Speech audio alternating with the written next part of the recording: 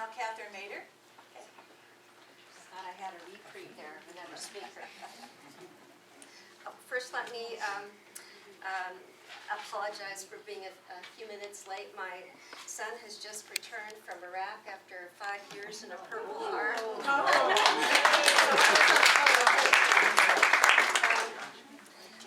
I'm going to start this by perhaps giving you a little background on who I am. I've been in this community forever. The family has been here for over 100 years.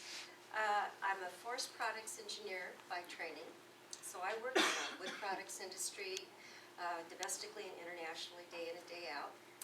I lead a national initiative that looks at bringing investors in the carbon world to help pay family forest landowners to continue to grow their forest and get paid for it by storing carbon, and that payment goes to pay for health care for those forest landowners and their families. And I've just been appointed to the Oregon Global Warming Commission by Governor Kitzhaber.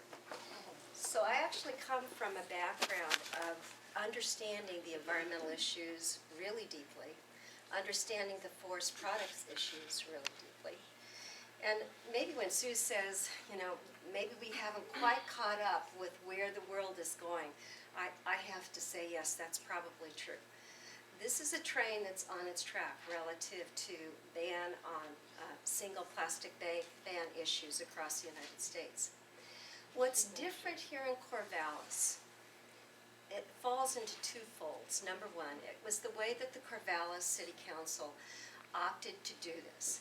There are probably 70 cities across the United States that have now passed bans on plastic bag use in their communities. About 70% of those cities passed the bag ban without incurring or slamming a fee on those that purchased the paper bag. Okay?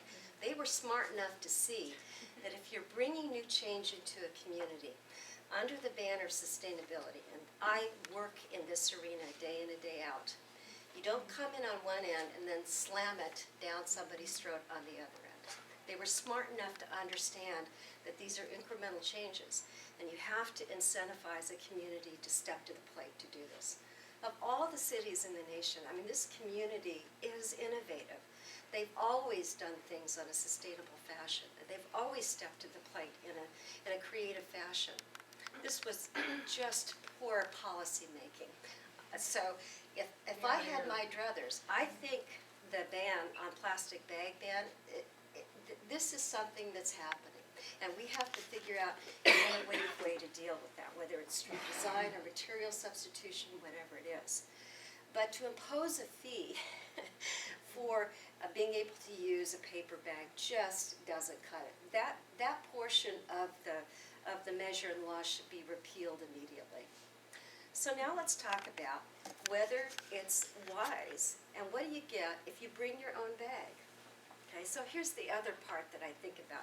As an engineer, I think about what it takes to replace one with the other in terms of carbon footprint. So they'll say, well, paper bags have a larger carbon footprint than plastic bags. And if you're looking at the full process and manufacturing of it, they're exactly correct. It does. But just in the last year, and this is really important to understand, with the bring your own bag, what's happened is that there's been an increase in bacterial count and causal linkage to high incidences of hospitalization and in some cases increased death. Okay, now you can check this out for yourself. This is just the leading edge and you have to pay attention to this. Recent study just concluded looking at this incident of higher increased bacterial form rate and incidence of sickness in Los Angeles and San Francisco. It wasn't Austin, Texas. It was another place in California. 46% increase in hospitalization in San Francisco, and 5 to 6 additional deaths as a result of foodborne contamination that has been correlated back to the ban of the plastic bag ban and the correlation of people bringing their own bags into the food arena.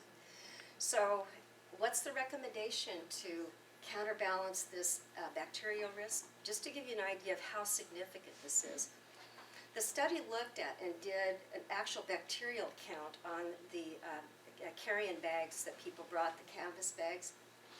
So a typical toilet seat may have 50 different bacterial forms associated with it. The bags brought in by customers in these 3 locations had between 500 and 1,000 additional bacterial counts to them. I mean, that's the kind of the tremendous increase. So the next time you go shopping at Fred Meyer or Safeway, or wherever you shop, and you see people bringing in their own bags, the counter to this is what? You have to wash those bags.